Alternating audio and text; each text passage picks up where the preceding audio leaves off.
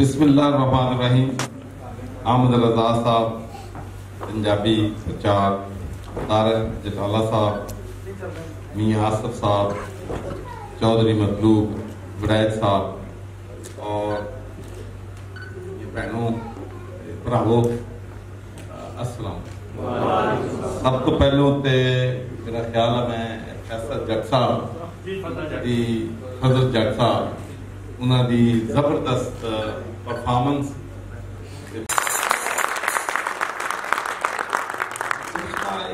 कि सारी जिंदगी तुसी सीखते हर दिन अगर तुसी चाहो तो कुछ ना कुछ सीखते।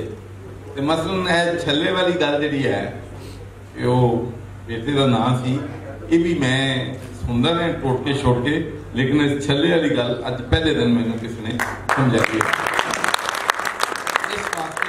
लोगों कहने कि अपने माइंड ओपन रखो, जिन्ने मर्जी पढ़ लिख जाओ, जिन्ने मर्जी बड़े बंदे बन जाओ। और मैं तुहानू अपनी एक गल का निचोड़ अज दसन लगा कि मेरी जिंदगी दे विच जदों भी कोई मुश्किल वक्त आंदा ना उदों तुहानू मशवरे की लोड़ हुंदी है, किसी सज्जन दे, किसी दोस्त दे कि मशवरा कित्थों मिलना, जिहड़े मशवरे ते अमल करके तुसीं अगे वध जाओ। तो यकीन करो कि जो भी मशवरा कोई चंगा आया है किसी पढ़े लिखो को मैनू कभी नहीं आया, किसी अनपढ़ को ही आया तो पंजाबी नहीं आया।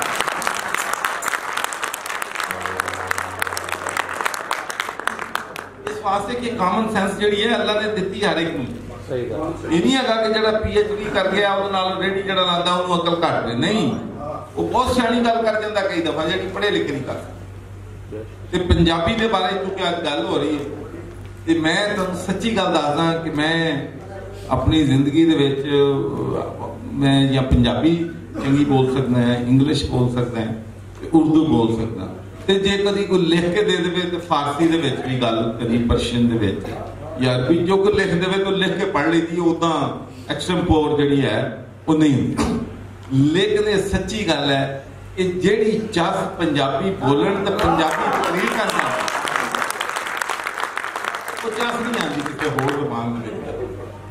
मैं ये बड़ा फखर की गल है ये उत्थे बच्चे मेरे उत्थे पैदा होए, उत्थे जवान होए, असीं अपने घर दे विच अज भी पंजाबी बोलते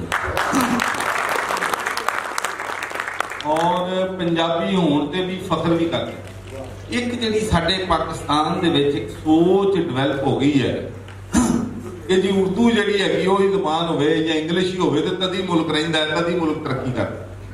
वो भी अगर यही गल हुंदी तो फिर बांग्लादेश ना टुटदा, असीं तो उर्दू जबान इकट्ठी करती गल नहीं हैगी। लोकां नूं अपने कल्चर ते, अपने सूबे ते, अपने जिले ते कोई तुसी पैट्रियाटिक घट नहीं हो जाते। तुहाडी मुहब्बत वतनी जिहड़ी है वो घट नहीं हो जाती जे तुसीं कहो असीं लाहौरी हैं भी असीं बड़ा फखर है लाहौरी होण। कोई नहीं करता पंजाबी होण ते, सिंधी होण ते, बलोची होण। लेकिन जो मुल्क की काज आवे फिर पाकिस्तान पहलो। इस वास्ते पंजाबी की प्रमोशन होना या सिंधी की प्रमोशन होना ये मुल्क कमजोर नहीं होंदा। जिहड़े कई लोग कुछ कहते हैं कि कमजोर हो जाएगा जी मुल्क अगर कलियां कलियां जबाना अपनी लोगों ने प्रमोट करनी शुरू कर। ऐसी कोई गल नहीं हैगी। जिथों तक मेरा तल्लक है मैं पंजाबी की वधान लई इनू प्रमोट करने लई जिथे तुहानू मेरी जरूरत होवे मैं तुहाडे वास्ते हाजिर हाँ। मैं यकीन करो कि बहुत मेरा बिजी दिन सी और मेरे को अद्धा पौना घंटा कढ़ना असीं कहने तो यही है जी 15-20 मिनट, लेकिन कभी होया नहीं कि तुसीं 15 मिनट कहोगे तो किसी ने 15 तुहानू फर्क करता हो। असीं जो 15 मिनट कहते सानू पता है कि अद्धा घंटा तो लेना ही लेना, फिर असीं पंजाबी होईए तो कितना ना लईए। वो फिर जिहड़े दोस्त इनवाइट कर रहे होंगे ये नहीं सोचते कि भी वो जिहड़ा हैलीकॉप्टर से तो नहीं आना, वो गड्डी से आना, फिर ट्रैफिक भी होंदी है, फिर जाना आने भी टाइम लगता है, वो घंटा 1.5 घंटा जाना आने लग जाता। लेकिन मैं समझदा कि तुसीं जिन्ने भी इस ऑर्गेनाइजेशन चला रहे हो यकीनी तौर पर मुबारकबाद मुझसे। एक बड़ी आला काज ਲਈ काम कर रहा है।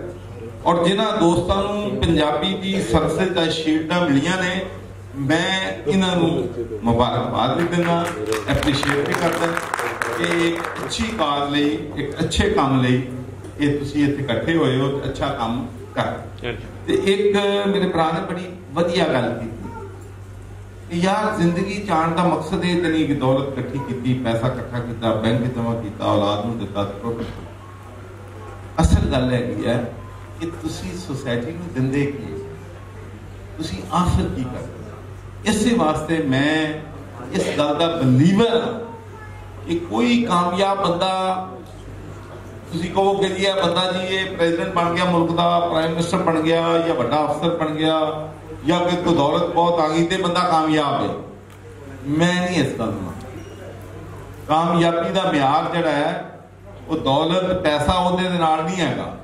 कामयाबी का म्यार यह है कि तुसी लोकां लई की करते हो, गरीबां लई की करते हो, जरूरतमंदां लई की करते हो, तकलीफ जिहड़े लोग आ उन्हां दे चेहरे तुसी खुशियां किदां लियाओ।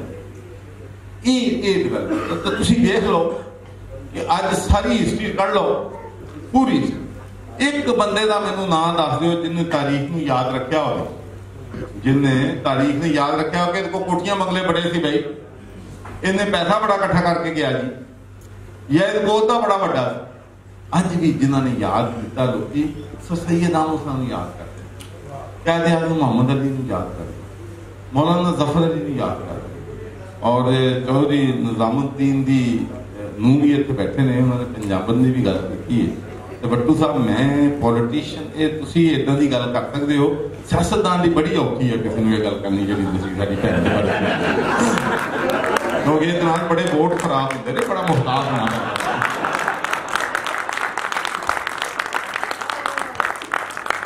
ते निजामुद्दीन नूं लोग याद करदे, क्या जबरदस्त बंदा सी, मतलब वो मजाक कर जाता सी कि जिहड़ा ऐसी ऐसी गल कर जाते सी कि जे साडे वर्गा गल कर दे तो मौलवी फतवा ला दे।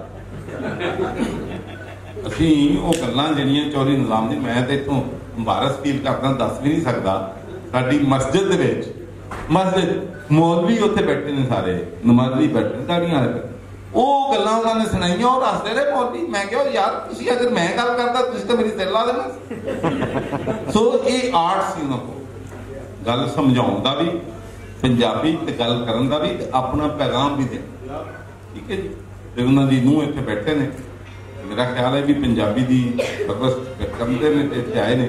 ते मैं आखिर फिर तमाम दोस्तों का जिन्होंने इहदे विच शिरकत भी की है, जिहड़े पंजाबी प्रमोटां च हिस्सा लै रहे हैं, काम कर रहे हैं, उन्होंने फिर मुबारकबाद देना। आखिरी गल तुहानूं सच एक मैनूं याद आ गया, मैं इंडिया गया ते मेरा ख्याल थी कि मैं चूंकि कश्मीर के उत्ते बड़ा काम करदा है, जो इंडियन आर्मी के खिलाफ बड़े बयान ब्यून दिंदा है, तो मैनूं मैं उत्थे जावांगा तो थोड़ा जिहा शायद लोग वो मुहब्बत या प्यार नहीं देंगे। तो मैं यूके ते इत्थे आया, उदों मैं मैंबर ऑफ पार्लीमेंट हुंदा सी यूनाइटेड किंगडम, तो मैं वाघा क्रॉस किया तो मैं हैरान हो गया, उत्थे 500-600 सिख इकट्ठा होया सी मैनूं वैलकम करते। तो मैनूं एहसास होया कि यार ये तो बड़े चंगे लोग। उस तो बाद मेरी प्रैस कॉन्फ्रेंस सी, फिर उस तो बाद वो अपना सिख टैंपल च लै गए, फिर मैनूं वो मंदिर जिहड़ा हैगा उत्थे लै गए। वो जिहड़ा एक बंदा कर रहा सी तकरीर मेरे नाल स्टेज सैकटरी दी, उन्हें कहा जी ये चौधरी सरवर साहब ने पहले पाकिस्तानी मैंबर ऑफ पार्लीमेंट ने यूनाइटेड किंगडम ते पहले मुसलमान मैंबर ऑफ पार्लीमेंट। वो एक बंदा खड़ा होया उत्थे, हाँ जिद्दां इत्थे तुसीं बैठ खड़ा, उन्हें कहा चौधरी साहब यार तुसीं ये क्यों नहीं कहंदे कि पहला पंजाबी मैंबर